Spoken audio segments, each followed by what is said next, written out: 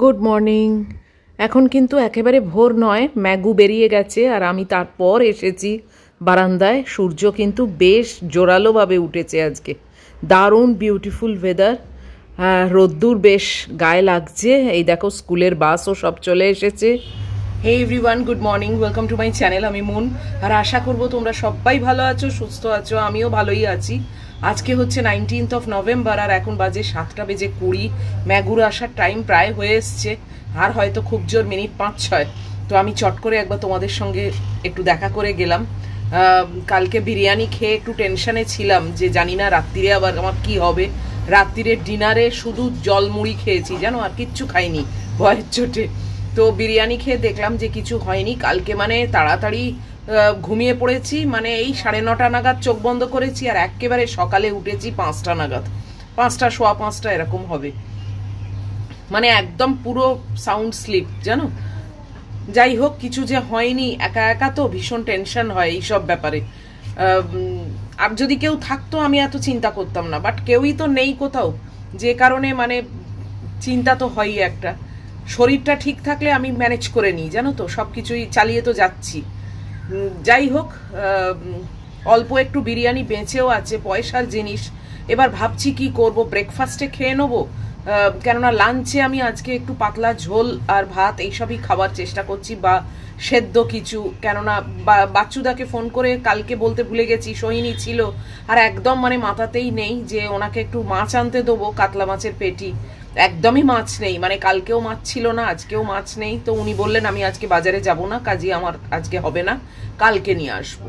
তো যাই হোক, সে আর হলো না। দেখি একটা মানে এমনি ঝোল করব নাকি একটা ডিম দিয়ে ঝোল করব এই ভাবছি। কাঁচকলাটা আনতে বলেছি আর এমনি কলা আনতে বলেছি, বাস ওইটুকুই উনি আজকে আনবেন। আর লেথার্জিক ব্যাপারটা একটু আছে, সেটা যাচ্ছে না, মেবি এটা ওয়েদারের জন্যে।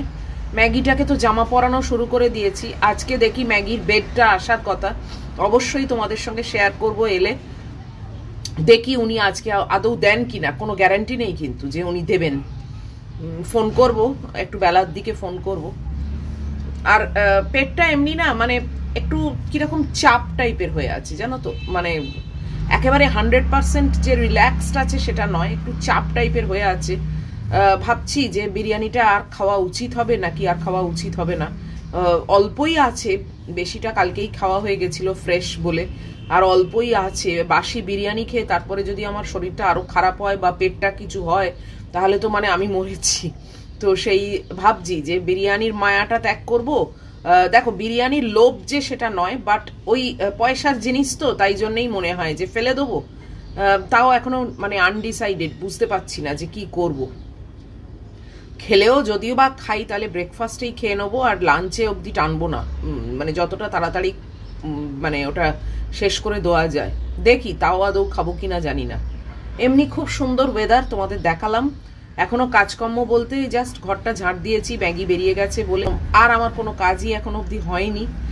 এই একটু মানে বসে দাঁড়িয়ে ঘুরে এরমভাবেই চালাচ্ছি আর কি, রিল্যাক্সড ওয়েতে। একেতেই শীতের আমেজ একটু ঠিক মানে শীত শীত পড়ছে, যদিও আমার তেমন কোনো শীত নেই, তাও ওই একটা আমেজ আছে। তো মানে এখন দেখবে সবারই একটু মনে হয় লেথার্জিক টাইপের। কালকে খুব ভালো দিনটা কাটলো। সোহিনী এসছিল, একা থাকি তো, কেউ এলে বেশ ভালোই লাগে। তো সোহিনী এসছিল, বেশ আড্ডা হলো, গল্প হলো অনেকক্ষণ। ও প্রায় 5:30 নাগাদ গেছে, অনেকক্ষণ বসে বসে আড্ডা হচ্ছিল, তো ভালো লাগে।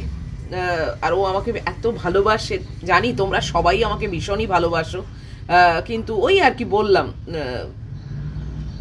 আমি যে এত ভালোবাসা মানুষের পাচ্ছি, সত্যি আমি ব্লেসড ফিল করি। এটা বারবারই আমার মনে হয়, মানে মুখে এসে যায় আর কি, যে সত্যি আমি ব্লেসড যে এত মানুষের ভালোবাসা পাচ্ছি। তার মধ্যে 2-1 তো উৎপটাং থাকবেই, ছেড়ে দাও, সেগুলোকে তো আর ধর্তব্যের মধ্যে ফেলি না। যাকগে, চলো এখন একটু রাখি, ম্যাগি এক্ষুনি এসে যাবে বেল টিপবে। আমি গিয়ে এখন একটু বসি, ওয়াশিং মেশিন এখনো শেষ হয়নি। তো এই যে দরজা ধরে দাঁড়িয়ে আছি, দরজাটা আসলে বাইরে গিয়ে কথা বললে না আলটিমেটলি কথাটা কিছু শোনা যায় না, বাইরের একটা আওয়াজ আছে। তো রাত্রিরে পাখা ভীষণই কম করে একেতে দিয়ে চালিয়েছিলাম। ম্যাগুটার বেড নেই তো, যে কারণে বেচারা মাটিতে শোয়ে। এই আস্তে আস্তে দরজা বন্ধও করে দিলাম, মাটিতে শোয়ে, সেই জন্যে আর অত পাখা লাগেও না, এসি তো একেবারেই বন্ধ, পাখাও অত লাগে না।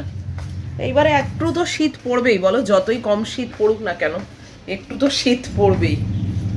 এই যে ওয়াশিং মেশিন দেখো এখনো চলছে। চলো গিয়ে একটু বসি, তারপরে আবার আসছি। আর কি সারাদিনে আর কি দেখাবো, ওই একটু রান্না বান্না করবো। তোমরা কয়েকজন আমার ওই এক পোচ কারিটা দেখতে চেয়েছো, নেক্সট যখন করব অবশ্যই তোমাদের সঙ্গে সেটা শেয়ার করে দেবো। তা এখন একটু বসি, তোমাদের হোয়াটসঅ্যাপের উত্তর দিই, তাও টাইম হবে না, ম্যাগু এসে যাবে। চলো আসছি পরে আবার। এসো নাবো নাবো বাবু। ম্যাগু এসে গেছে, তোমাদের সবার ম্যানেজার। ম্যানেজার এখন জামা পরা আরম্ভ করে দিয়েছে।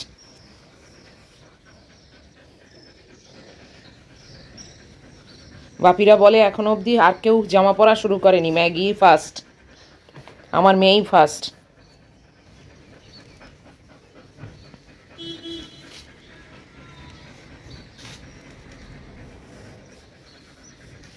চলো নাবো, অনেক হয়েছে, নেবে যাও।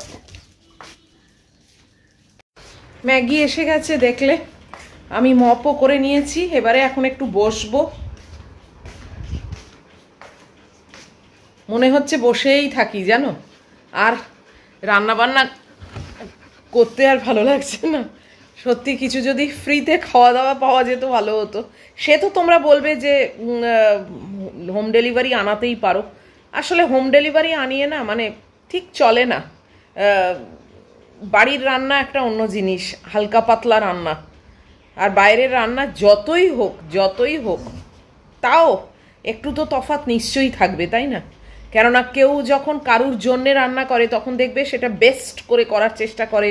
মানে এবার বেস্ট রান্না করতে গেলেই না তাতে কিন্তু একটু তেল মশলা বেশি দিতে হয়, না হলে রান্না কখনো বেস্ট হয় না।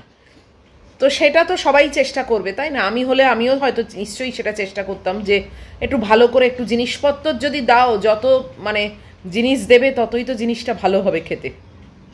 কিন্তু বাড়িতে আমি কি করি, তাই বলে যে অখাদ্য কুখাদ্য খাচ্ছি তা না, কিন্তু বাড়িতে কি সব কিছুই আমি কমিয়ে দিই, একটু পাতলা মতো হয়, হালকা হয়, তো সেইটা শরীরের জন্যেও ঠিক আছে।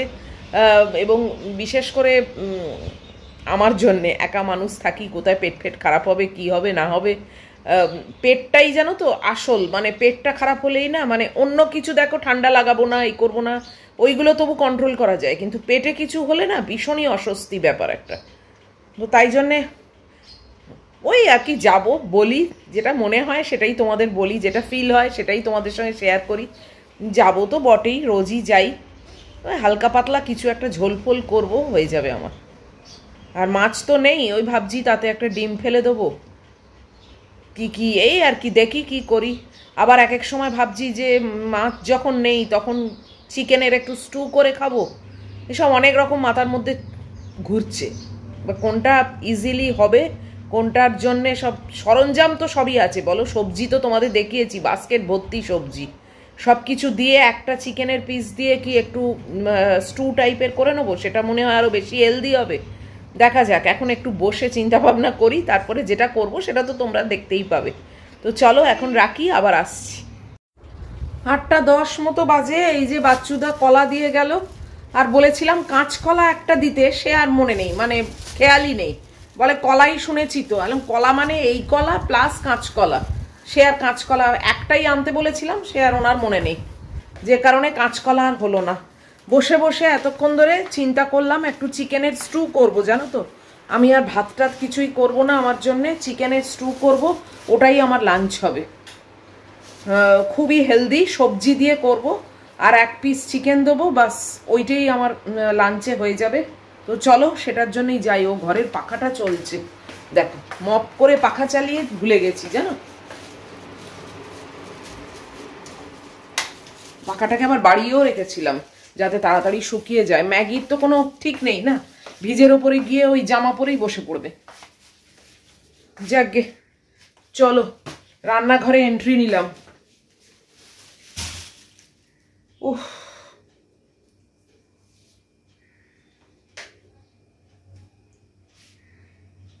একটা ডিম আবার একটু ভেজে ভেজে লাগছিল, আমি আবার দেখলাম ফেটে গেছে কিনা, না ফাটেনি। চলো এই যে দেখছো এখানে দুধ জাল দেবো, এখানে একটু ডিনারের জন্য ছানা তৈরি করে রাখবো। রাত্রিরে আর রুটিটা খাবো না, রুটিটা একটু বেশি ভার হয়ে যাবে। একটু 2-4 দিন মানে রেস্ট্রিকশন করি, তারপরে আবার নর্মাল যেরকম চলবে। আর আমি তো সবসময় হোমমেড খাবারটাই প্রেফার করি এবং খাইও।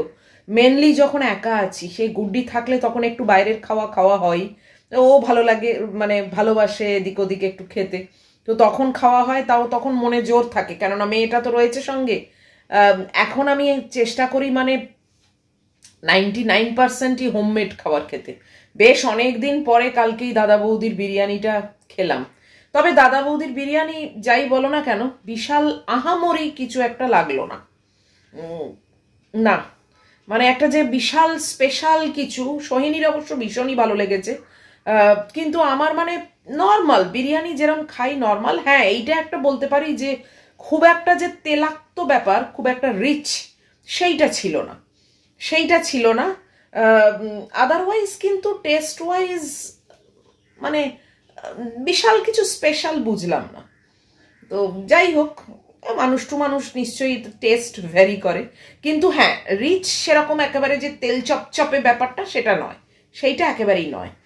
যে কারণেই আমি ওটা রেখে দিয়েছি, না হলে আমি ওটা ফেলে দিতাম। তো এখন ভাবছি ব্রেকফাস্টে ওটাকে তুলে দেবো। নষ্ট করব, গা করকর করে, পয়সার জিনিস তো বলো, সে যারই পয়সা হোক।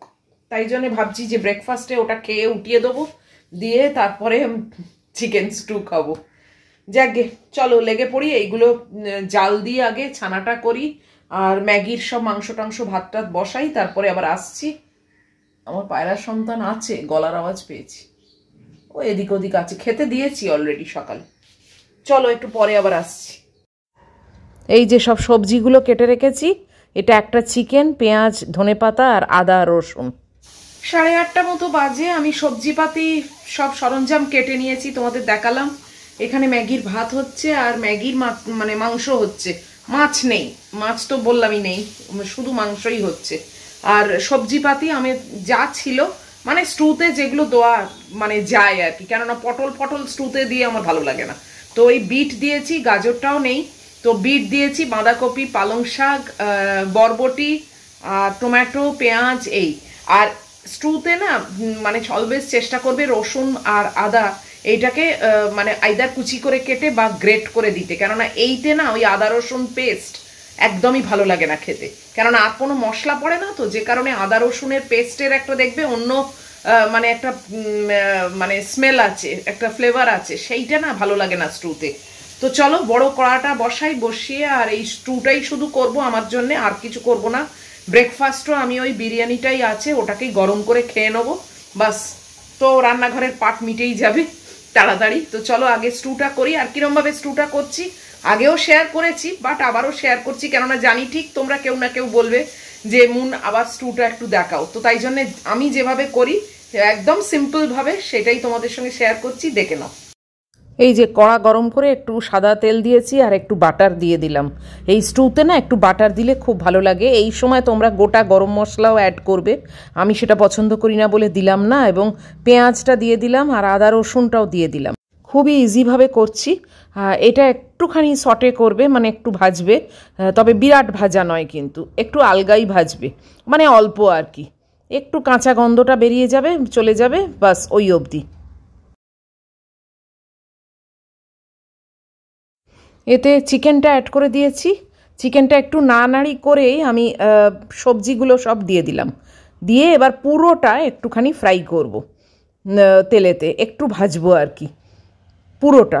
মাংস, ওদিকে সবজি, পেঁয়াজ, রসুন, আদা সব একসঙ্গে দারুণ একটা অলরেডি গন্ধ বেরোতে আরম্ভ করে, জানো তো, যেহেতু বাটার দেওয়া আছে তো। আর এতে দেখো স্বাদ মতো নুন দিয়ে দিলাম, একটু গোলমরিচের গুঁড়ো দিয়ে দিলাম, দিয়ে আবারও পুরোটা নাড়ানাড়ি করছি যাতে সব কিছু মানে মিশে যায়।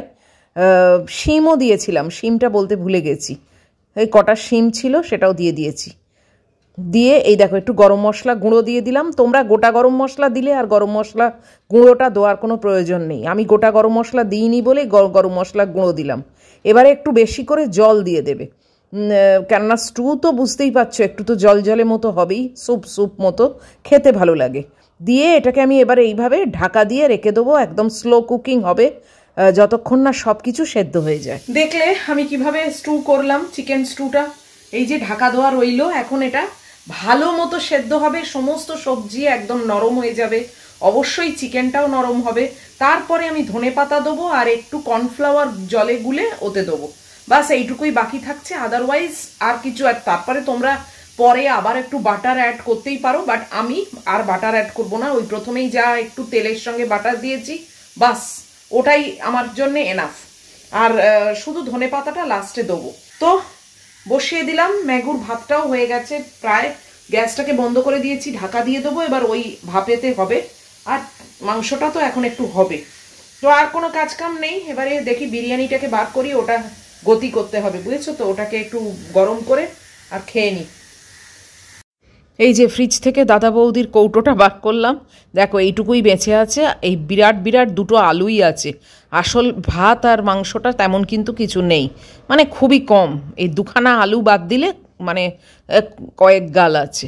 চলো মাইক্রোওয়েভে এটা একটু গরম করে নিয়ে আর পেটে দিয়ে দিই, তাহলে মিটে গেল।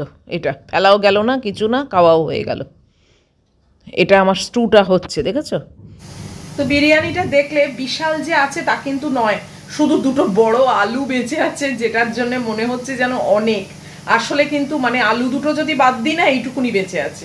তো এটাই আমার ব্রেকফাস্টে হয়ে যাবে। আর এর সঙ্গে দেখি একটা যদি কলা পারি খেয়ে নেবো, কেননা এত আলু আমি মনে হয় না খাবো, একটা আলু সরিয়ে দেবো।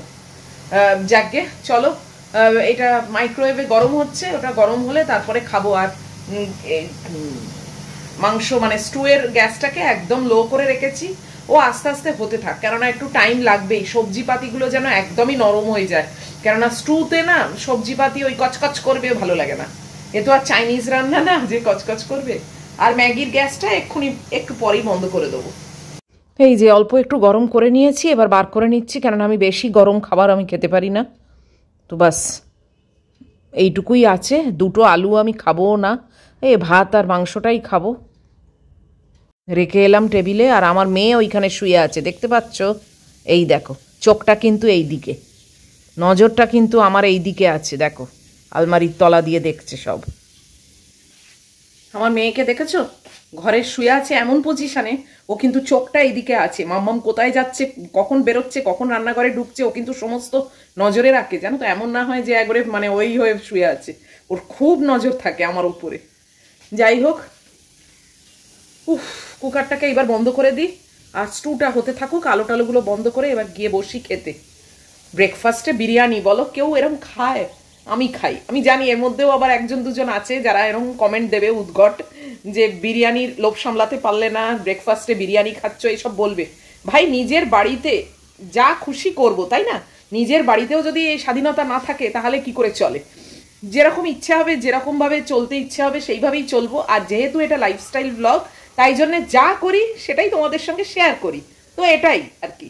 এবার কে খায় কে খায় না সেসব আমি জানি না, আমি তো মোটামুটি খাচ্ছি, কেননা মানে ব্রেকফাস্টেই আমার মনে হলো এটা খেয়ে শেষ করে দেওয়াটা উচিত, আর বেশিক্ষণ এটাকে রাখা উচিত না, কেননা এটা আফটারঅল তৈরি হয়েছে কালকে দুপুরবেলা সোহিনী একদম নতুন বললো, মানে জানো হাঁড়ি রেখেছে, আর আমি ফার্স্ট গিয়ে ওটা নিয়েছি। তো যাই হোক, তার মানে কি কালকে সকালে তৈরি হয়েছে, আর সেটাকে বেশিক্ষণ না লাঞ্চ অবধি টানবো না। তো এখনই খেয়ে নিয়ে বাস একদম এর ইস্তফা দিয়ে তারপর লাঞ্চে ফ্রেশ বাড়ির খাবার আরম্ভ করব খাওয়া। চলো আলো টালো নিভিয়ে যাই, গিয়ে বসি। মাংসটাও বন্ধ করে দিলাম, মানে ম্যাগির, আর আমার শুধু স্টুটা হচ্ছে, স্টুটা হতে থাক।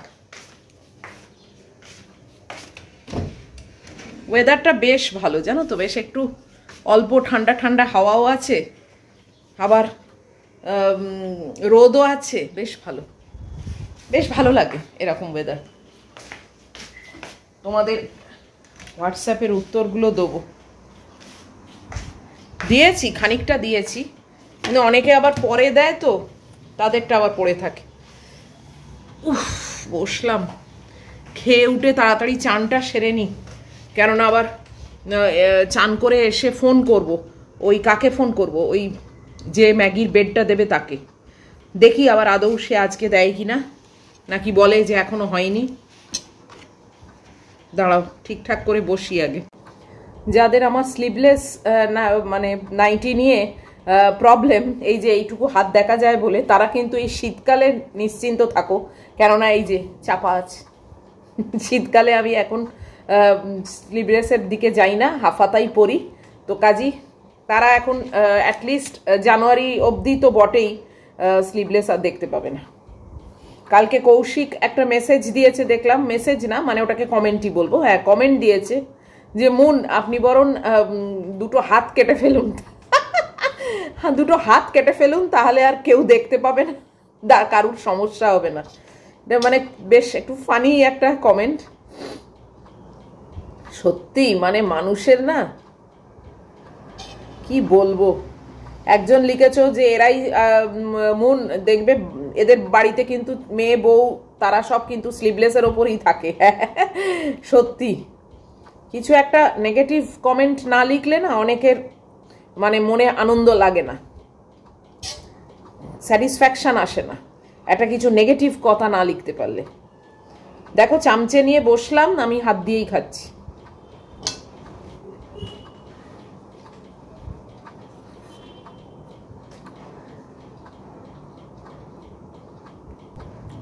আমি বিরিয়ানি চিকেনটা পছন্দ করি না, কেননা চিকেনের মাংসটা না বড্ড ছিবড়ে টাইপের থাকে, আমার একদম ভালো লাগে না।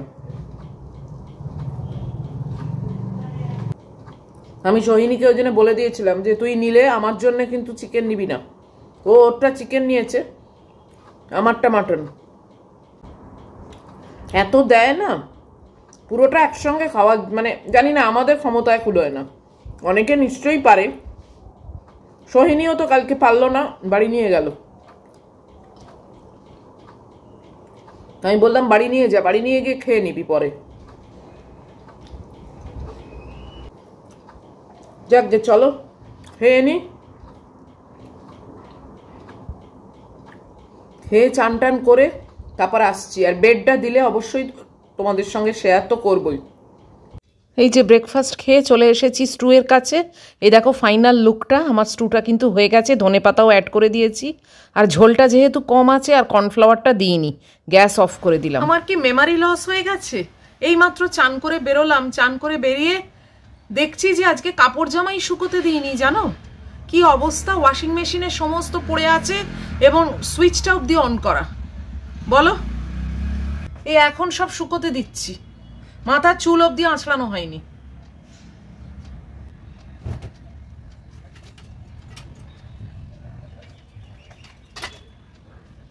এরকম কখনো কিন্তু আমার হয় না।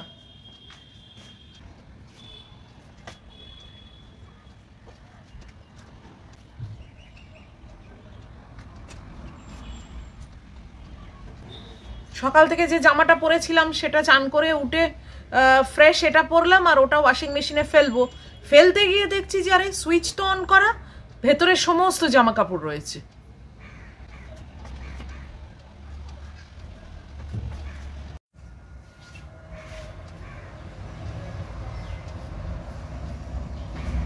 একটাই কি যে ঠান্ডা হাওয়ার মানে একটা হাওয়ার ব্যাপার আছে তো, আর ড্রাই ওয়েদার, শুকিয়ে যাবে।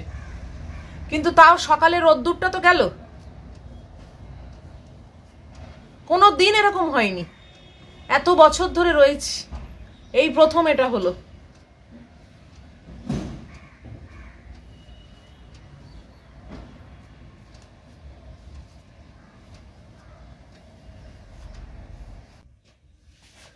ঠান্ডা হাওয়া দেয় না, চান করে উঠে আজকাল আর বারান্দায় যাওয়া যাচ্ছে না।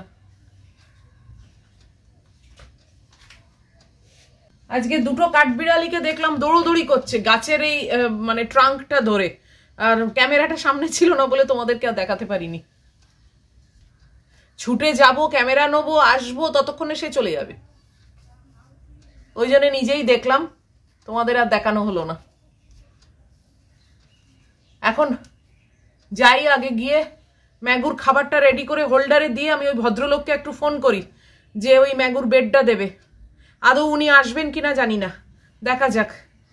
ম্যাগুর বেড নেই, দেখো দিদির খাটে উঠে বসে আছে। ওই ভদ্রলোককে ফোন করেছিলাম যে ম্যাগুর বেডটা দেবে, তো উনি ধরলেন না, উনি পুজো করছেন, ওনার ওয়াইফ ধরেছিল।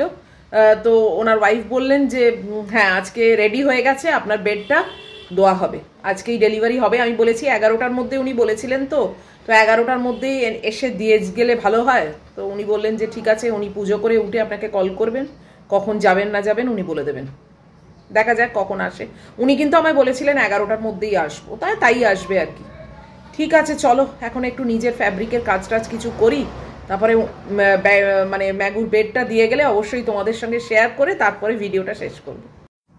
এখন বাজে 12:15। ভদ্রলোককে এই নিয়ে দুবার কল করলাম। একবার ওনার ওয়াইফ বললেন 11টার মধ্যেই উনি যাবেন, 11টা 11:30টার মধ্যে, তারপরেও কেউ আসে না। তারপরে ওনাকে কল করলাম, উনি বললেন আমি পোস্ট অফিসে আমার ছেলে বউকে নিয়ে যাচ্ছি বায়োমেট্রিক করতে, বিকেলবেলা কখনো ডেলিভারি হবে। চিন্তা করো, মানে ঝুলিয়ে ঝুলিয়ে ঝুলিয়ে ঝুলিয়ে আবার বলছে আপনি বিকেলবেলা মানে সুবিধে আছে তো। আমার তো এখনই সুবিধে, এখনই আসুন। সে হবে না, ও নিজের কাজ টাজ করে বিকেলবেলা ডেলিভারি দিতে আসবে। কি বলবো বলো। যাই হোক, এতক্ষণ ধরে ওয়েট করিয়ে রেখেছি তোমাদেরকেও, আর আমিও ওয়েট করেছিলাম। তো এইবার এই ভিডিওটাকে আমি শেষ করে দিচ্ছি। বিকেলবেলা যখন দেবে, আদৌ দেবে কিনা জানি না, যদি দেয় তাহলে কালকের ভিডিওয়ে মানে নেক্সট ভ্লগে তোমরা সেটা দেখতে পাবে। আর যদি আজকের ভিডিও তোমাদের ভালো লাগে, আমার মেয়ে ওইখানে শুয়ে আছে, জামা খুলে দিতে বললো, টানাটানি করলো, জামা খুলে দিলুম, এখন খালি গায়ে শুয়ে আছে। বেচারার বেড আর এসে পৌঁছচ্ছে না। যাই হোক, যদি আজকে এই অবধিও তোমাদের ভালো লাগে তাহলে প্লিজ একটা লাইক করো, শেয়ার করো, কমেন্ট করো, আর অবশ্যই সাবস্ক্রাইব করো। দেখা হবে নিশ্চয়ই পরের ভ্লগে। টিল দেন তোমরা খুব ভালো থাকবে, সাবধানে থাকবে। Love you all.